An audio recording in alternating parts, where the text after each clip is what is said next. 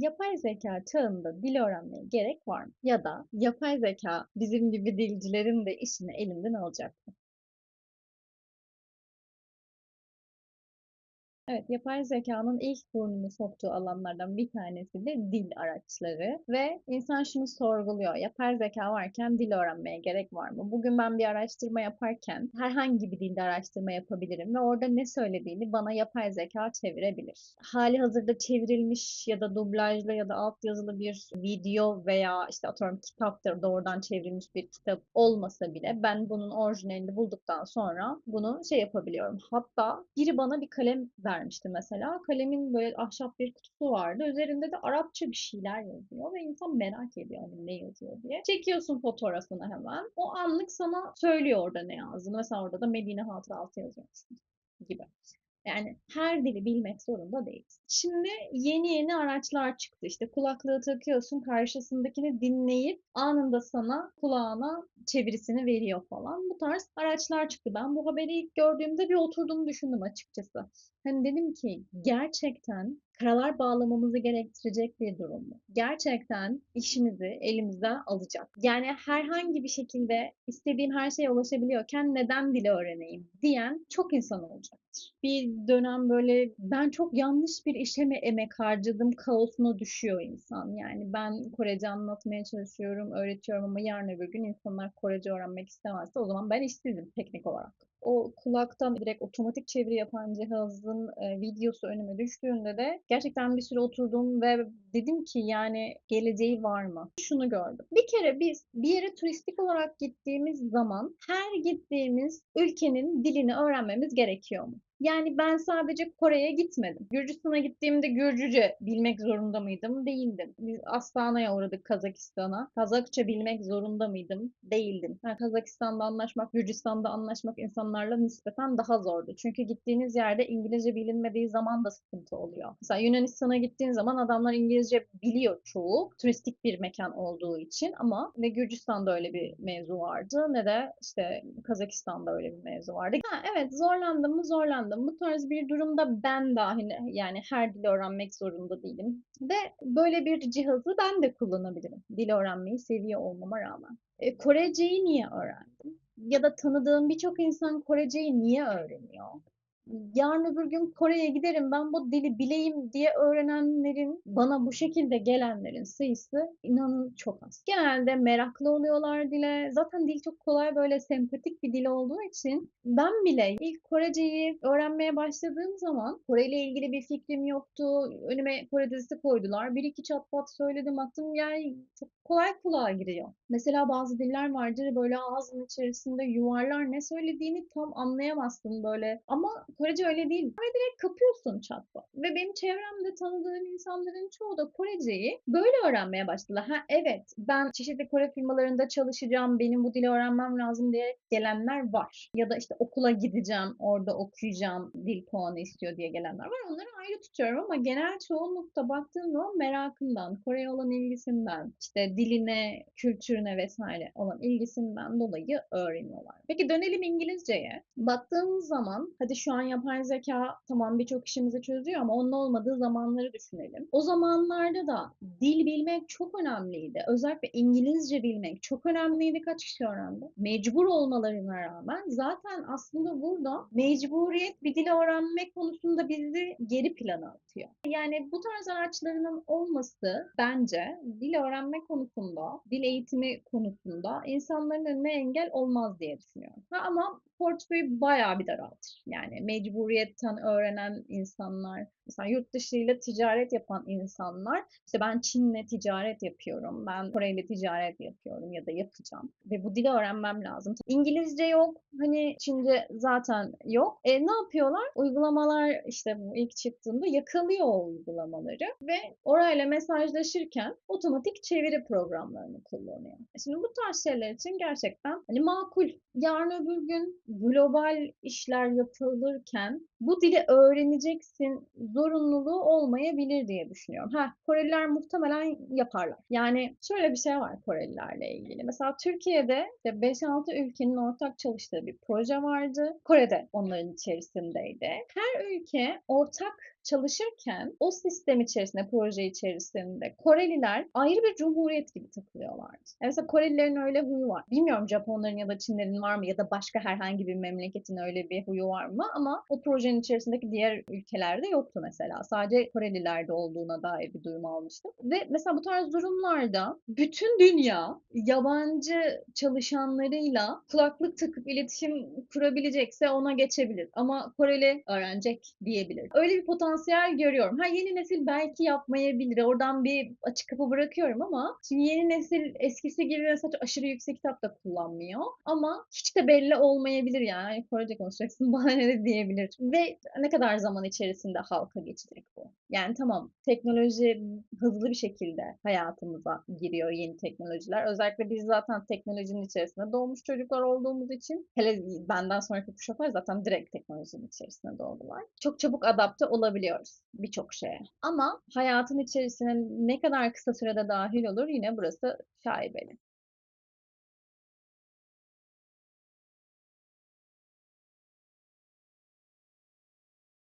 Şimdi gelelim asıl benim ilgimi çeken kısma. Yani bir insan bir dili gerçekten o ülkeye gittiğinde konuşabilmek için mi öğrenir? Ben mesela Göktürkçe öğrenirken, Orhun Türkçesi öğrenirken konuşabileceğim kimse yok ki o dönemden kalan. Yani zamanda yolculuk yapmam lazım. İşte Osmanlıcayı mesela yine zamanda yolculuk yapmam lazım. Niye öğrendim ben bunları? Tamam bizim derste okutuluyordu, okey, zorunluydu ama zorunlu olmasaydı da ben öğrenirdim merakımdan. Mesela şey istiyorum. Antik Norveççe. Antik ama. Hani şu anki günümüzdeki versiyonu değil de sanırım yani aynı Türkçe ile Orhun Türkçesi gibi onun da şimdiki haliyle eski hali biraz farklı diyebiliyorum. Ataların dili muhabbeti falan duymuştum birkaç dizide falan.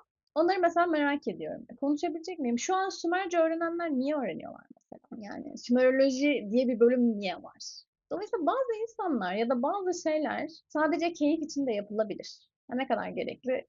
Gerekli değil ya. Hani boş konuşuyorsun diyen çok insan olacaktır ama benim gibi çok meraklı, seven insanların olduğunu düşünüyorum.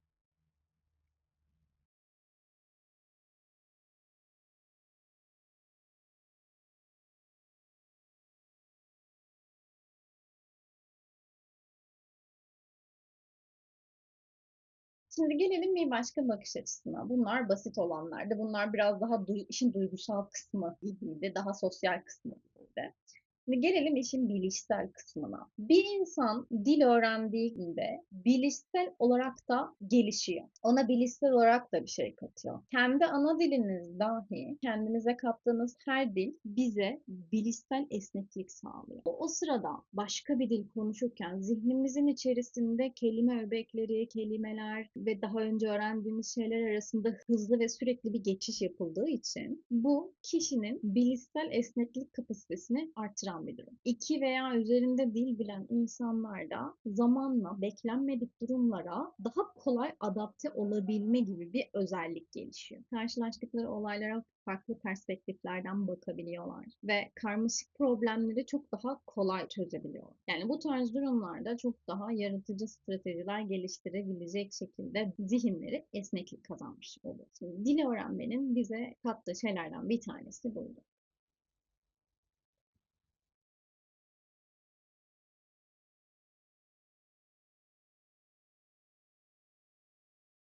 Dil öğrenmenin zihnimize, algılamamıza bir başka etkisi ise gelişmiş odaklanma becerisi. Yani özellikle de şu son zamanlarda dışarıdan çok fazla uyaran aldığımız için bir şeylere odaklanmak çok zor. Bir dili öğrenirken ve konuşurken sürekli bir şeylere odaklandığımız için beyin o sırada konuşmadığın diğer dili arkada perdelemek durumunda kalıyor ve buna odaklanıyor. O arada alfa başka bir sistem kullanıyor. Yani ben burada Korece konuşuyorum Ama arkada aynı kelimenin İngilizcesini, Türkçesini veya İspanyolcasını neyse bütün diğer dilleri orada bastırılıyor. Mesela bazı kelimeler var benim ilk aklıma bambaşka dildeki bir versiyonu geliyor. Yani mesela çosun saca kelimesi. Ben normalde günlük hayatımda Türkçe'de Azrail kelimesini çok kullanmadığım için ya da İngilizce'de hani bu tarz kelimeleri hiç kullanmadığımız için, odaya konulan diziler falan izlemediğim için Türkçesini ve İngilizcesini bilmeme rağmen mesela böyle bir anım var. İşte bir gün böyle yabancı bir ekiple konuşuyoruz. Yanında da ekibin içerisinde Türk bir arkadaşımız var ama İngilizce konuşuyoruz karşı tarafa. İkimiz birbirimize baktık. Azrail anlatmak istiyoruz. İkimizin de aklına gelen ilk kelime Türkçe sadece ne İngilizceye ne Türkçe'ye çeviremiyoruz. Mesela o anda fal geldi gibi söyleyebilirim. Şimdi zamanla işte zihin orada diğer bilgileri perdelemeyi öğreniyor. Bunu öğrendikten sonra da günlük hayatında bir şeye odaklanması gerektiğinde de aslında diğer gürültüleri perdelemeyi öğreniyor. Yani daha iyi bir şeyleri daha dikkatli algılayabilme gibi bir yetenek kazandırıyor aslında.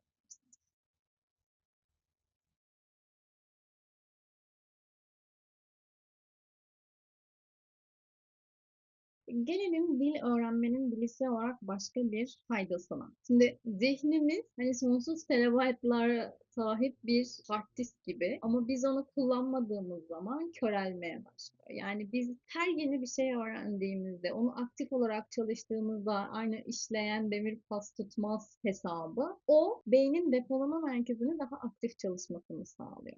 Bu da aslında hafızayı kuvvetlendiriyor. Bu illa dil öğrenmekte değil aslında. Yine dil öğrenmeye benzer diğer şeylerde de geçerli. Mesela işte ben ilk astroloji eğitimi alırken de mesela hocamız demişti yani astroloji öğrenen biri Alzheimer olmaz. Neden? Çünkü çok fazla şey var aklında tutman gereken. Sürekli bir şeyleri tutmak istiyorsun, zihnini çalıştırıyorsun, bilgilerin arasında geçiş yapman ve onları her seferinde yeniden analiz edip onu kullanman lazım. Yani ezber yapmıyorsun onu. Aynı zamanda her seferinde yeniden o legoları birleştiriyorsun. Dil de aynı şekilde. O kelimeleri işte telaffuzuydu, bunun kültürel bağlamıydı, gramer yapısıydı ama işte sosyal kullanımdaki alışkanlıklardı vesaire. Bunların hepsini anlık kontrol ediyorsun. O bilgileri koca bilgi havuzundan onların hepsini anlık bir şekilde çekiyorsun. Bu da zihnin öğrenme kapasitesini aslında artıran bir şey. Hafıza güçleniyor ya. Dolayısıyla aslında içsel olarak hafızaya sen bunu unutma. Bunu aklında tut komutunu veriyorsun. Bunu bil, hatırla komutunu veriyorsun. Alzheimer gibi hastalıkların temelinde bilinçaltı kısmında ne var? Kişinin hayatında unutmak istediği bazı anılar, belki bazı hatalar, pişmanlıklar vesaire. Bu tarz şeyler aslında çok tetikleyici. Unutmak istiyor. Beyne unut komutunu veriyorsun. O zaman başlıyor hop bulduğu ne varsa silmeye. Ama beyne hatırla komutunu verdiğin zaman tutmaya başlıyor. Bana çok şey diyorlar. Bu kadar şeyi neden aklında tutuyorsun? Bunun için özel bir çaba sarf etmiyorum aslında. Ben mesela unutmam. Çok ilginç şeyleri unutmam yani. Hani çok birçok insanın doğum tarihini falan hatırlarım böyle. Birçok insanda vardır o. Ne gerek var ya? Hani bu kadar şeyi ama falan hani. İşte hayata böyle baktığınız zaman o zaman zaten zihin de diyor. Tamam tutmayayım dedim. Şimdi ben bakıyorum işte edebiyat derslerinde görüyorsun eski dönem insanlarını hatim ediyorlar. Zaten hani Kur'an hatim eden insanları geçtim. Onlar hani günümüzde de zaten yapmak istedikleri için yapıyorlar ama eski insanları düşündüğüm zaman işte uzun kasideleri değil mi? Koca koca kitapları ezberden falan söylüyor. Ben hafızam çok geniş olmasına rağmen çok böyle hiçbir şey unutmamama rağmen o kadar da kaside ezberleyemem ya. Mesela bazı insanlar var işte yazdığı kitabı noktasına virgülüne kadar aklımda. Ya da çok daha yakın bir döneme gelin. Biraz daha yakın bir döneme. Eskiden telefon numaralarını hatırlıyorduk değil mi? Herkes bilirdi yani. Ben babamın telefon numarasını bilirdim. Annemin telefon numarasını bilirdim. Ben şu an bilmiyorum. Yani yeni numaralarını bilmiyorum. Eski numarasını mesela babamın eski numarasını kardeşim kullanıyor. O numarayı hani daha önce ezberledim diye biliyorum ama sorsam babamın yeni numarası yok. Annemin yeni numarası yok. Eşimin numarası yok. Bir TC'mi ezberledim çok şükür. Bir de işte kardeşimin kullandığı numara var. O kadar.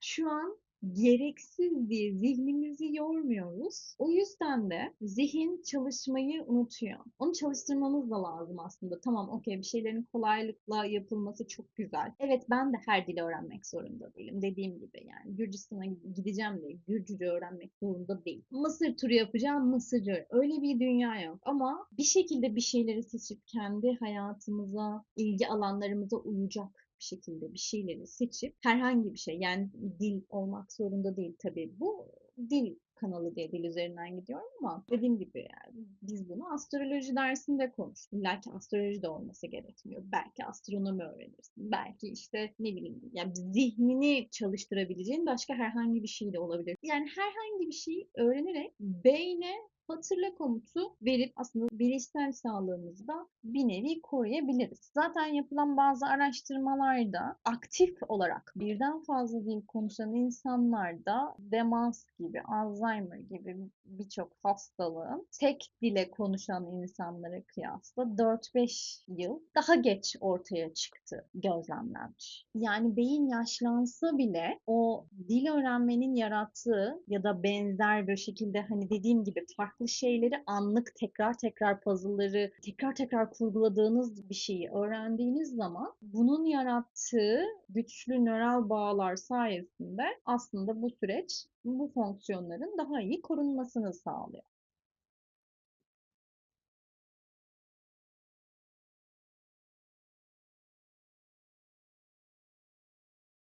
Peki dil öğrenmenin başka neye faydası var? Aslında birçok şeye faydası var ama şu anda seçmece gidiyoruz. Mesela kişiye dinleme becerisi ve kendini iyi ifade etme becerisi katar ve en önemlisi algıda keskinlik gelir. Bu ne demek? İlk herhangi bir dili öğrenmeye başladı diyelim. Tamamına hakim değil. Anlamaya çalışıyorum orada ne söylendiğini. O zaman çok işte mimiklerine dikkat ediyorum, tavırlarına dikkat ediyorum. Yani orada bir şekilde kelimeyle duygunun, olay örgüsünün bağdaştırabileceği herhangi ipuçları arıyorum. Değil mi? Yani 3-5 kelime yakaladım ama aradaki boşlukları doldurabilmem için bağlamı çözmem lazım. Bunu da gözlem yaparak çözüyorum. Yani bu bizim bulunduğumuz ortama, o konuşmaya karşı gözlem yeteneğimizi aslında güçlendiren bir özellik. Ben mesela şöyle bir anımdan bahsedeyim. Şimdi ben Çince öğrenmeye başladım. Çince bilmiyorum. Yani A1 seviyesinde falan. Çok değil. Ama çat pat hani iskeleti biliyorum. Az çok hani tepkilerinin kullandığı ekleri biliyorum. Mesela o Korece'deki ba ile hani heba falan diyoruz ya, onunla Çince'deki ba yapısı birbirine çok benziyor. Onun benzer bir yapı var mesela. Onu çok kolay öğrenmiştim ben gibi. Bir gün bir tane Tayvan dizisi geldi önüme. Kore dizilerine çok kolay ulaşıyorsunuz ama bu Çin dizilerine, Tayvan dizilerine o kadar kolay ulaşamıyorsunuz. Bir tane sayfada buldum. Güya Türkçe altyazılı olduğunu iddia ediyordu ama altyazıyı yapay zekaya mı çevirttirmişler? Bir şeyler olmuş orada. Kaymış, saçma sapan, yani ne dediği anlaşılmayan, tam bir cümle dahi olmayan, aralarda böyle İngilizce kelimeler falan olan hani saçma sapan bir çeviriydi. Ama bir de merak da ediyorum dizinin konusunu. Ve oturdum o diziyi izledim. Böyle yarım yamalak. Zaten bazı yerlerde altyazı komple kapanıyordu falan. Ve oturdum o diziyi izledim. Peki ben altyazısız dizi izleyebilecek kadar Çince biliyor muyum? Bence bilmiyorum. Ama neyi yakalıyorsun? Mesela bilmeyebileceğin, hani tamam genel işte merhabadır, genel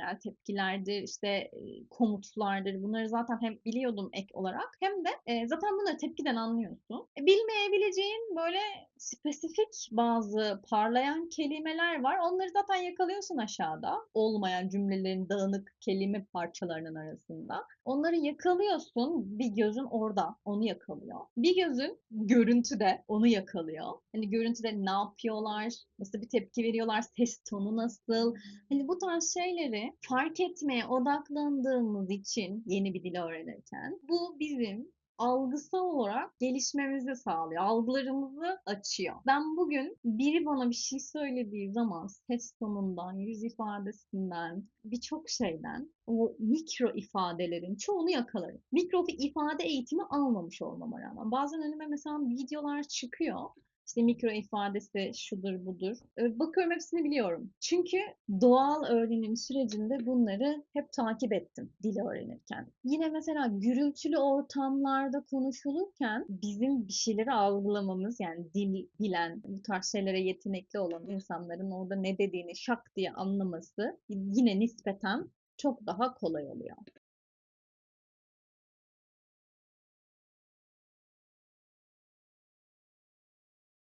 Ha, bazı insanlar şu var, kendi ana dilini bile doğru düzgün konuşamıyor. Ama bakıyorsun kendini ifade edemiyor da aynı zamanda. Yani bir şey anlatacak, yok onda o yok. Dolayısıyla buradan da bambaşka bir faydasına odaklanıyoruz. Dil öğrendiğiniz zaman, öğrenmeye başladığınız zaman şu veya bu sebepten. Çünkü tamam hani atıyorum bir insan filolog olmak istiyorsa ya da işte İngiliz dili ve edebiyatı, Kore dili ve edebiyatı, işte sinoloji, vesaire filoloji gibi bölümler okumak istiyorsa bir şekilde dille ilgili merakı vardır zaten ama bunları geçtim. Bana gelen insanlar da iş için isteyen oluyor. Mecbur kalıyor ya da artık geldim mesela şey denk gelmiştim. 50 yaşına geldim çocukları da büyüttüm artık kendim için bir şey yapacağım diye gelen oldu mesela. Şimdi bakıyorsun hani çeşitli sebeple insanlar dile başlayabiliyor. İlla ki dile başladığınız anda kendi ana dilinize aşırı derecede iyi hakim olmak zorunda değilsiniz. Ha tamam ben öyleydim. Ben küçüklüğümden beri bıcır bıcır konuşan, yani konuşmak için dünyaya gelmiş bir insanım zaten. Çok küçükken ilk kelimeleri öğrendiğimde bile işte suya bu dememişim. Öyle hani bebek konuşması bile yapmamışım ben. Doğrudan konuşmaya başlamışım yani. O küçükken hani vardır ya büyümüş de küçülmüş o bendim. Ama herkes böyle değil. Bir dili öğrenmeye başladığınız zaman işte gramer yapısını, mantığını algılamaya başladığınız zaman kendi ana dilinizde toparlanıyor. Kendinizi ifade etme yeteneğiniz de gelişiyor. Birçok öğrencimde ben bunu gördüm yani. Bu arada sadece eski kuşakta değil hani yeni kuşakta da var aynı şeyler. Hani örnek cümle kurmasını istiyorsun öğrenciden ve mavi ekran bilmiyor. Hayal gücü orada kesiliyor. Basit cümlelerden bahsediyorum. Yani çok kompleks cümlelerden bahsetmiyorum. Yani benim gibi bir paragraflık cümle yazmak zorunda değil kimse. Ben bir paragraf konuşuyorum. Ben Korece'de bile bir paragraf konuşuyorum. Koreliler çok yadırgıyor bunu. Özellikle de hani üniversite mezunu falan değilse çok yadırgıyorlar benim bir paragraf konuşmama böyle bağlaçlarla falan. Ben öyleyim. Ben ana dilimden öyle. Ben seviyorum konuşmayı. Velhasıl bir dil öğrenirken oradaki araçların ne demek olduğunu anlayabilmek için onun Türkçedeki karşılığını öğrenmen lazım. Mesela fiilimsinin ne demek olduğunu ben öğrencilerimin neredeyse hepsine sıfırdan öğretmek zorunda kaldım. Fiilimsi ya. Anası mezar dikecekmiş. Bunu öğrenmen lazım. Bu Korece'de de aynı şekilde kullanılan bir kalıp. Çok zor bir şey değil yani. Ama sıfırdan öğretmek zorunda kaldım. Mesela cümlenin öznesini anlamazsan onun ne dediğini anlamazsın. Özellikle dolaylı anlatımda insanların beyni yanı veriyor. Dediğini duydum diyor. Kim dedi? Orada iki tane özne eki görüyor. Ayşe ya da Ahmet. Neyse Ahmet'te bir özne eki var. Bende de özne eki var. Çünkü ben duydum. Hangi özne hangi eylemi yaptı? O zaman özneyi bilmen lazım. Kimin ne yaptığını net algılayabilmek için yani bu tarz detayları aslında bilmemiz lazım. Dolayısıyla da dil öğrenmek kendi dilimizde de daha akıcı şekilde kendimizi ifade etmeyi kolaylaştıran şeylerden bir tanesidir. Peki özetleyecek olursak, bir insan dil öğrenmeli midir? Çok da gerekli mi? Bence faydalı. Gerekliliği tartışılabilir ama faydalı olduğunu zaten bütün videonun başından beri konuşuyoruz. Yapay zeka araçlarının geliştirilmiş olması durumu bize sıkıntı yaratır mı? Bence yaratmaz. Teknolojiyi makul bir şekilde hayatımıza entegre edebiliriz diye düşünüyorum. Son olarak eklemek istediğim bir şey var. Tamam ileride, belki çok yakın bir gelecekte bu konuyu mükemmelleştirebilirler. Ama yapay zeka araçları sandığımız kadar iyi dil bilmiyor. Tamam İngilizceyi biliyor olabilirler. Belki İngilizce gibi popüler birçok dilde iyi olabilirler. Ama Korece'de ben batırdıkları çok örnek gördüm. Mesela biraz dedikoduya girecek ama önüme kaydırırken tabii dille ilgili şeylere baktığım için hep dille ilgili reklamlar geliyor. Bir tane uygulama adını hatırlamıyorum zaten. Popüler bir uygulama değil ama böyle hani bildiğimiz popüler uygulamalardan değil muhtemelen. Şimdi bir iş alanı doğdu ve bu fırsatı yakalamaya çalışıyor insanlar. Çok güzel. Ama işte orada körü körüne bir şey bodoslama daldığın zaman araştırma yapmadan, bir şekilde bir konuyla ilgili yetkin olmadan, kontrol edebilecek şekilde olmadan, bilgi sahibi olmadan daldığın zaman işte bu tarz komik olaylarla karşılaşabiliyoruz. Ben dili bildiğim için yapay zekanın dille ilgili yaptığı hataları görebiliyorum. Yani bazen yapay zekada dille ilgili çalışmalarım illaki oluyor. Ama bildiğim bir konuda göz göre göre ve bildiğiniz bir şey sorun yani. Göz göre göre hata verdiği oluyor. Yine bu önüme çıkan reklamda size Korece öğretecek yapay zeka bir bot. Onunla Korece konuşacağınızı anlatıyor. Ama örnekte kullandığı cümle tam hatırlamıyorum. Sanırım Kayo diyecek. Gayo mu diyor, Gamnida mı diyor. Öyle bir şey. Ya da Gamsamnida da diyor olabilir. Hani Kamsamnida gibi değil de tam hatırlamıyorum hangi cümleyi kurduğunu. Biraz geçti üzerinden. Ve şey diyorum ya bu bir de Korece öğretecek bu insanlara. Ve bu uygulamaya para vereceksin.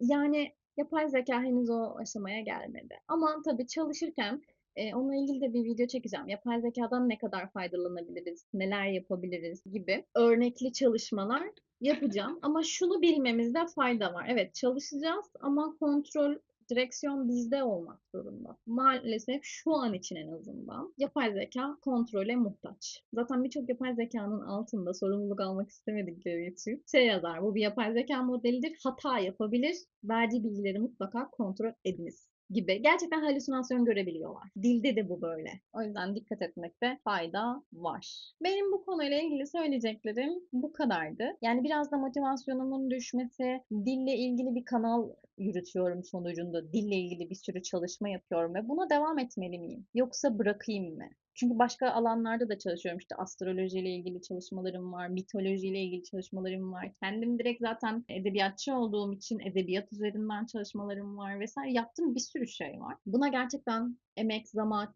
süreç ayırmaya değer mi? Tamam ben manyağım, okey. Ben dil öğrenmeyi seviyorum ama hani popülasyon bu konuda ne düşünüyor? Bu gerçekten üzerine emek vermeye değer bir alan mı? Yıl sorguladım bir süreç ve düşüncelerim bu şekilde. Umarım benim gibi böyle dile meraklı, bilişsel yeteneklerini artırmak isteyen, kendine bir şeyler katmak, bir şeyler yapmak isteyen insanlarla yolumuza devam ederiz. Videoyu çektim ama umarım mikrofon çalışmıştır. Çalışmadıysa çekmeyeceğim bir daha. Vallahi çekmeyeceğim. Yeter artık. Bence oldu. Ben bu açıyı da sevdim. Yeni fobi yüklendi. O kadar video çekerim de ya sonrasında bir bakarım ki mikrofon bağlanmamışsa. Çünkü bu uygulamada göremiyorum mikrofonun bağlı olup olmadığını. Mesela sistem diyor ki bağlı. İşte bir takım elmatik problemler. Niyet ettim bugün video çekmeye. Az önce bağlamıştım ne güzel. Sinirden gülmek krizi geçireceğim artık. Umuyorum bu sefer video bağlıdır. Şarjı bitti bununla uğraşırken. Bari düzelmiş ol. Sanırım çözdüm. Okey. Böyleymiş demek ki. Mikrofonu çıkartmalıyım. Ben bugün inşallah video çekeceğim.